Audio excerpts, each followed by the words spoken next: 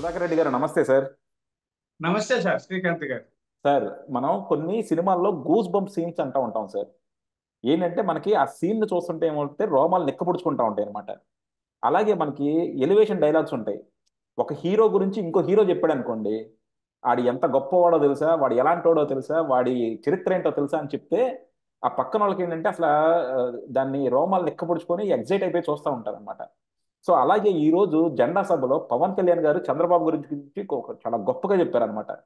అది జనరల్ గా చూసుకుంటే మనందరికీ తెలిసిన సన్నివేశమే, మనందరికీ తెలుసు చంద్రబాబు గారి గురించి. కానీ అది పవన్ కళ్యాణ్ గారు నోటెంబట అంత పవర్ఫుల్ గా వస్తున్నప్పుడు తెలుగుదేశం అభిమానులకు కానీ లేకపోతే చంద్రబాబు గారి అభిమానులకు కానీ నిజంగా మంత్రముగ్ధులు అయిపోయారు అనమాట. ఆయన అన్నమాట ఏంటంటే సార్, చంద్రబాబు గారి జీప్ కింద బాంబు పెట్టి 16 అడుగులు పైకి లేచినా సరే, అంత ఎత్తు ఎగిరి కింద పడినా చొక్కా దులుపుకొని పదండ్రా రాజకీయం చేద్దాం, మన రాష్ట్రాన్ని బాగు చేసుకుందాం అంటూ ముందుకొచ్చిన రాజకీయ దురంధరుడు చంద్రబాబు అన్నాడు సార్. నిజంగా చూసుకుంటే కూడా ఈ తెలుగుదేశం చరిత్రలో లేకపోతే తెలుగు రాష్ట్రాల చరిత్రలో 40 సంవత్సరాల నుంచి దిగ్విజయంగా సరే ప్రజల కోసం, రాష్ట్రం కోసం, రాష్ట్ర అభివృద్ధి చెందాలని పోరాడుతున్న వ్యక్తి చంద్రబాబు గారు. మీరేమంటారు సార్? అంత గొప్ప వాళ్ళతో మీరు అందరూ అసోసియేట్ అవటం కానీ, అసలు ఇలాంటి ఒక రాజకీయ నాయకుడిని మన తెలుగు ఎందుకో నాకు అనిపిస్తూ ఉంటుంది ఒక్కోసారి, మన ప్రజలు కూడా చంద్రబాబు గారిని గుర్తించాల్సినంత, గౌరవించాల్సినంత ఇంకా గౌరవించలేదేమో అని.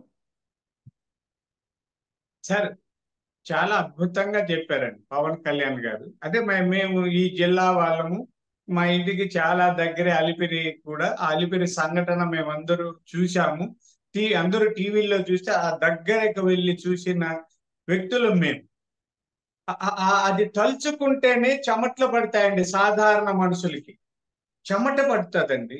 తలుచుకుంటే ఒళ్ళంతా షివరింగ్ అంటే వణుకుతారండి.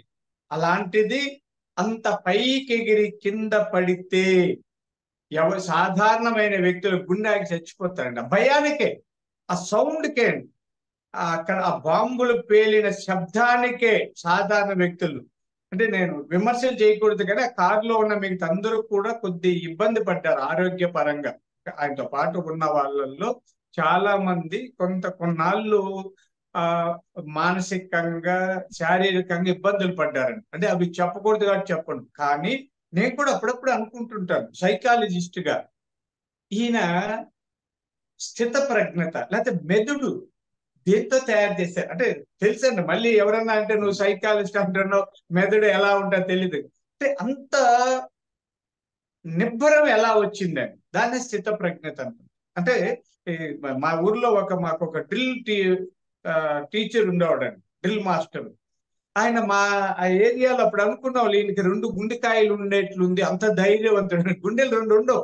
అంటే ఒక గుండె ఉన్న వాడికి ఇంత ధైర్యం అయితే 2 గుండెలు ఉన్న వాడికి ఎంత ధైర్యం అని పిల్లోళ్ళు అది అంటే కొంత విశేషణంగా చెప్పడం. అలా చంద్రబాబు నాయుడు గారిని అనుకున్నాము. అంత ఎత్తు ఎగిరి పడితే ఎవరు బతికేదిలే. మాకు రెండో బాబు కూడా, సీకే బాబు కూడా ఈ మధ్య మనం చెప్పాం, ఆయన కూడా అలాగే పైకి ఎగిరి పడినా ఆయన హాయిగా ఇప్పుడు కూడా ఉన్నారు. మొన్నే కలిసి మాట్లాడొచ్చింది. కానీ చంద్రబాబు నాయుడు గారు ఆ ఆ భావన అవన్నీ కూడా స్థిత ప్రజ్ఞత ఎలా వచ్చిందంటే తనకు స్వార్థం లేదు. నేను ప్రజల కోసం బతుకుతున్నా, ప్రజలకు సేవ చేయడానికి నేను పుట్టాను, ప్రజలకు బతికినంత కాలం ప్రజల పక్షం ఉంటా, వాళ్ళకి సేవ చేస్తా. నిద్రలో లేస్తే కూడా అంటుంటారు కొంతమంది, ఏది అడిగినది ఆయన నిద్రలో లేచినా, బాంబులు నెత్తిన పడినా, కాలువలు దాటినా, నీళ్ళల్లో పడినా, కింద పడినా లేచిన నా ప్రజలు అంటారు. మీకు ఒక చిన్న కథ చెప్తాను. ఆ, అంటే అది అర్థం కావడానికి. అంటే మామూలు పల్లెల్లో చెప్తుంటారు ప్రియురాలికి లేదా తల్లికి ఉన్న అనుబంధాన్ని గురించి. ఒక అబ్బాయి ఒక ఎవరో లవ్ చేశాడని, ఆ లవరు మీ అమ్మ కానీ బ్రతికుంటే నేను నిన్ను పెళ్లి చేసుకోను, ఆమెని చంపేసి ఆమె గుండెకాయ తీసుకొస్తే నేను నిన్ను పెళ్లి చేసుకుంటానని చెప్పిందని. ఆ కొడుకు ఆ మోహంలో పడి తల్లిని చంపి ఆ గుండె తీసుకొని చేత్తో పోతుంటే కాళ్ళు తగిలి బోర్లా పడ్డాడంట. అప్పుడు ఆ గుండె, నాయన భద్రంగా పోరా, దెబ్బ తగులుతాదిరా అన్నదంట. అది అంటే ఆ గుండె, తల్లి గుండె. అలా ప్రజల కోసం తప్పించే గుండె ఇది. బాంబులకి, కత్తులకి, కటార్లకి, ఇట్లా ఫ్యాక్షనిస్టులకి, రౌడీలకు, కిరాతకులకు భయపడదండి.